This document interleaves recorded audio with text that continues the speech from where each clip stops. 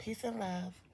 Please, as you come in, hit the like button, share, subscribe, and subscribe to my Street Science channel because I'm going to slowly transition from this channel to the Street Science channel, which I've been trying to get people involved there. But y'all know I'm going to speak on this YNW Melly case. I just finished watching the deliberations, the final statements.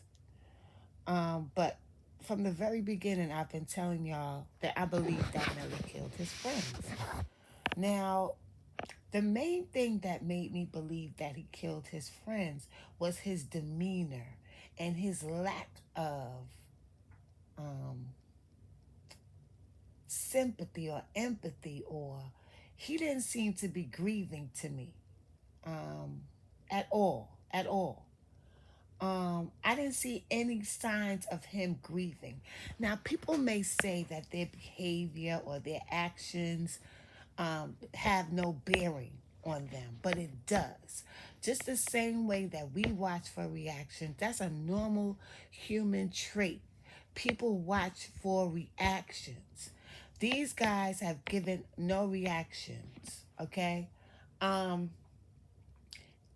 Me, myself, I said this before also, I would have brought Julie's father on the stand as to how they were acting after when they called him to tell him that Julie had passed away.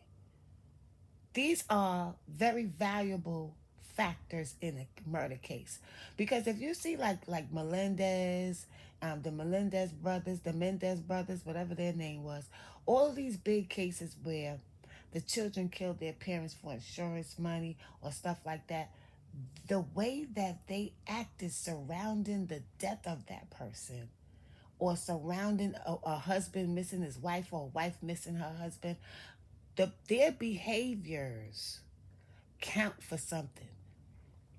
Their behaviors is what made them indict them in the first place for murder. Okay? So you cannot count that out. Everybody's just looking at what is being presented in court. Of course, we're looking at that. But you also have to remember that the jurors are humans too. They're looking at these people's behavior. Now, YNW Melly acting like it was a joke in the beginning of the proceedings, that uh, uh, that didn't make the jury think.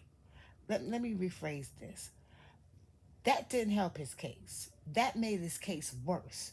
Because not your behavior throughout the whole trial was strange until the prosecution started making their points more stronger points than the defense.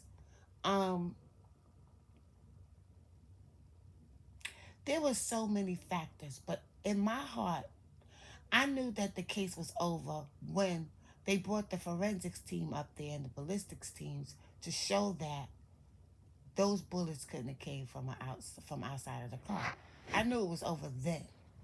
I knew it was over then. So you have to look at the jurors as human beings as well. They're not only looking at what's being presented in the court and reasonable doubt. Yeah, there may not be no reasonable doubt, but there's a huge amount of doubt. There's a huge amount of you know, that they didn't do it. Not that they did do it, but that they didn't. That they did, sorry, that they did do it. Not that they didn't do it. First of all, like I said, they did not call 911. That would be the first thought when you're under distress and trauma. You would call people and tell them your Jeep just got shot up or your car just got shot up. You would be in trauma. It's no way 12 hours later you would just be feeling so comfortable to be on a video set with one bodyguard after your car just got shot up. And not only after your car gets shot up, you're paranoid. You trying to find out who did it. You trying to find out what happened. They show up at a video shoot. Then during the funeral proceedings for one of them, I think it was Secretary said he didn't go there. He went straight past the town where the funeral was or wake was, and went to another video shoot. So to me, it all looks like they were celebrating. If I feel like that, you best believe it's a couple of jurors on that jury that feels the same way. Not only that, you had the video that was released. If the way that they were acting after the death of their friends didn't count, they would not have shown that video in court. So their behavior is very crucial in this case, and in no way, shape, or fashion did they show that this guy Melly had any type of remorse. Bortland looked remorseful when he was sitting on that car, and then you see Melly go over to him like, "What you sad for?" Like, to me, that's what I read. "What you sad for? We good, we good." Celebrating. Bortland looked like he was in thought, like he was there, but he wasn't there. That's when he went over to him and started dancing in front of him and shook his hand like, "We got this, we got this." You know, then to top it off, the phone. The phone. The pings on the phone, miraculously, he left with them from the studio in that car, but somewhere midway to wherever they were going, he decided to get out of the car, or he got out. They're trying to say that he wasn't in the car when the shooting occurred. So, which one is it? Why did he get out of the car and not go with? Why did y'all call 911? I wouldn't want to be separate. I wouldn't want to drive nowhere by myself after some people just shot up my damn car.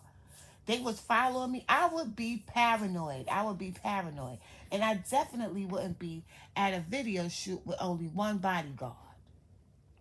It would be a whole team of people there if I had to go to a video shoot, which is 1% chance that I would even do that after my friends. Not only did you get shot at, and someone attempted to just murder you 12 hours before, but both of your best friends, so you called some two people you called your best friend that were very close to you is dead now.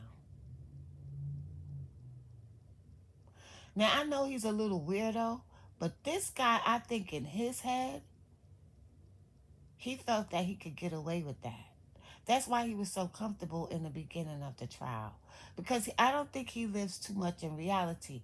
You have to understand, when you give young people, even older people, all this money, they tend to lose their grounding. And he really didn't have people around him to ground him. Because the adults around him was looking at him like he had to say so, because he was the one with all the money. So how much discipline were they giving him? Okay? Trying to be his friend instead of the voice of reason in his life. So I want you youngsters to take a look at this, how it played out, how Melly was really living in a fantasy, because he already wrote a song called Murder on My Mind. You think that the jury didn't? Yeah, they might have told them they can't do this and they can't do that. I bet you they know about that song Murder on My Mind. I think it was mentioned in the case. So, and then you got this guy's background. He wasn't too stable in the first place.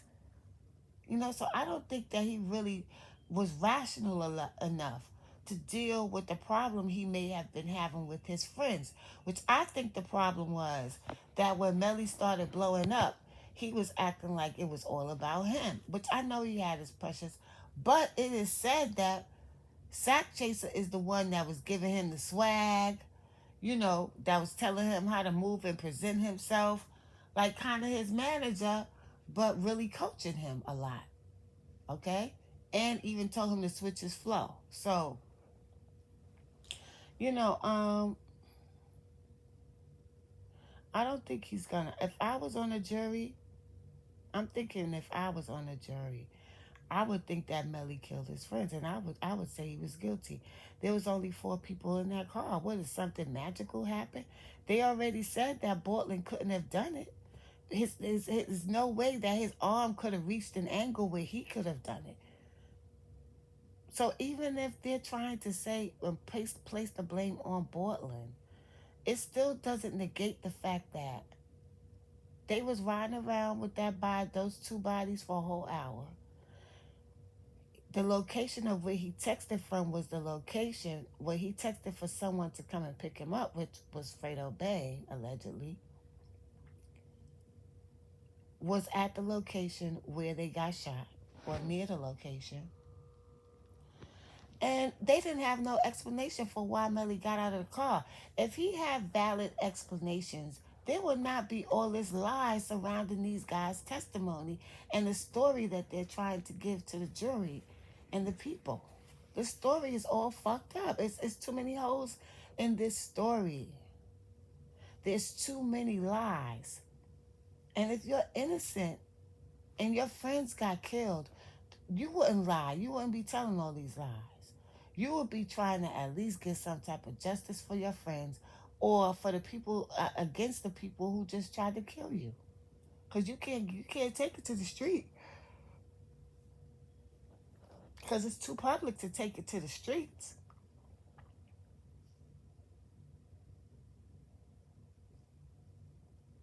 So why wouldn't you, after seeing your two friends get shot like that, call the ambulance, call 911? Because the first thing you would do, the first thing is you'd be scared to death because you don't know if these dudes is gonna roll back around and try to come back and get you. You don't know that for a fact. So the number one thing in your mind would be to call 911 for some type of protection. I saw no trauma coming from these two. They had no signs of trauma whatsoever. Only Portland slightly, excuse me, Portland was looking remorseful sitting on that car if you really look at that videotape. But Melly wasn't remorseful at all. He just looks like a straight up gremlin demon. He just looks evil and demented. And it's nothing personal against this guy. I don't know him. I'm just speaking on the energy that I'm picking up from him. I don't feel no remorse coming from him. You laughing and joking with your friend's parents in the doggone courtroom. Like, this just his actions. Like, don't think that the jury is not paying attention to all of this, y'all. They are. They are paying attention. They are paying attention to the forensic evidence and the fact that they never brought an opposing forensics team or ballistics team in to refute what they said, but yet they're trying to say that the evidence wasn't, up to par. If it wasn't, then why didn't you, if you were so sure of that, if you were so confident in that, why didn't you bring your own team in?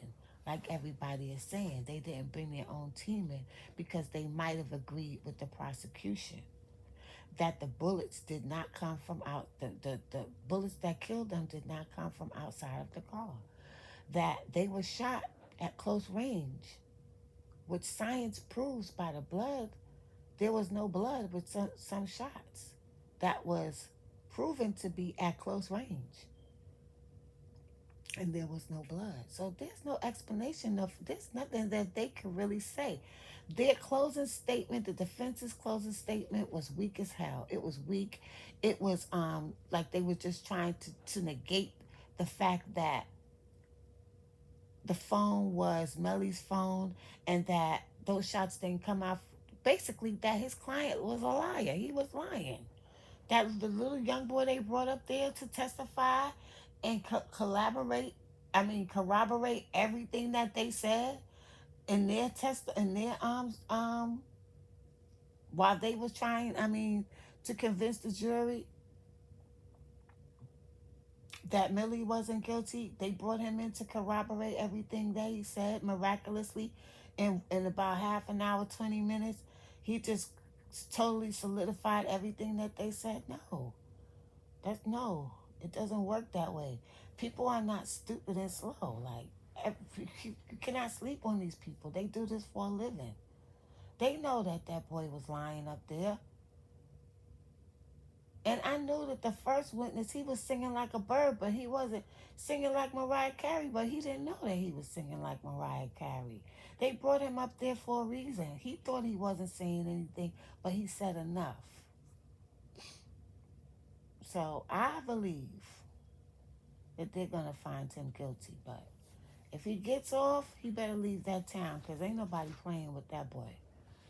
Everybody on the streets believe, most of the people I've spoken to believe that he killed his friends. So I'm sure people on the streets believe that. Well, excuse me, it's a fact that people believe that because they shot Bortland's father in retaliation for what happened to Juvie and Sack Chaser. So I'm sorry, y'all. I know we're all trying to be fair, but the jury is 12 human beings too. You don't think they was watching all of this? Like, where was the reaction of their two friends being dead? Why didn't they call 911? Why did they change their clothes? Why is forensics saying that the bullets that killed them did not come from outside of the car and they found a shell inside of the car? He tried to make it seem like it was poor policing. Poor policing has nothing to do with the forensics and the way that these two was acting after their friends were so-called killed right in front of them. And they almost lost their lives as well. They were not carrying themselves as two people who had any type of, had experienced any type of loss of people that they loved. They just didn't show that in body language and nothing that they did. I've known hardcore people in this world. Hardcore. Something happened to people they love, they be just as hurt as anybody else. There's no way to pretend with that. But I think that they just didn't care. And that showed. He was jumping around like he was high or something. Jumping all over. The bodyguard kept looking around, but you only have one bodyguard. That's what gets me. Your two friends just got murdered and you just have one bodyguard on the scene. You don't have no friends that could have came up there and backed you up too with the bodyguard. It's just weird to me, y'all. All of the way that those two reacted. And then you got um um um track 100K track with the phone. How did he get the phone? If Melly couldn't first they said Melly couldn't find a phone. Then the mother had the phone, which was proven in court because he called her from jail and she was discussing the phone with him, right? That she had the phone. And then he winds up with the phone. Track. How did he get the phone? Then they saying Fredo Bang picked him up. Where did Fredo Bang pick you up?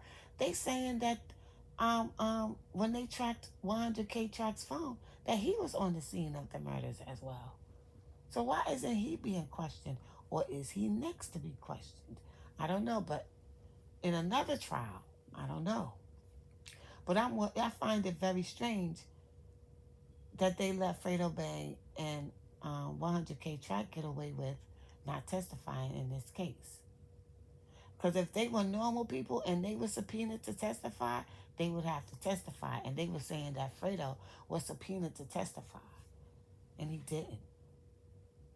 Now, the guy said that Fredo Bang picked him up. Why wouldn't you have him there on the stand? Like, it just looks like one big old cover up. It just looks like one big old cover up, y'all. And I'm not going to be surprised if they find him guilty. They may not put him to death, but I think they're going to find him guilty. Again, there was only 4 people in that car, and 2 of them was dead. So even if one of them didn't do it, they knew what happened. So I don't see how any one of them would get off, because you would be an accessory. You know what happened. Y'all already done lied under what do you call that? Under oath. More than once. You lied to the police, you lied to the detectives, and you lied in court. You got somebody to lie in court. So all of these lies. If you know you didn't do something, you don't have to go through all these lengths and change up and say the phone ain't yours and you wasn't in the car. He's too defensive to be innocent. And I'm sorry, but that counts with the jury. The way that you act and the way that you carry yourself surrounding a murder case, especially if it's involving people you're supposed to love, the jury does look like at that, and so do the police. They take that into consideration. That's a human trait. So the only way that you would be acting the way that you're acting is if you had something to do with it, with your friends being dead.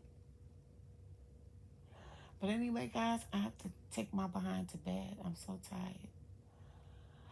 But I'm going to take it down and we'll see what happens when that jury lets out. You know, it could be today, tomorrow, it could be a week, you know, 3, 4 days. Who knows? But we're going to see when it comes out. Peace and love.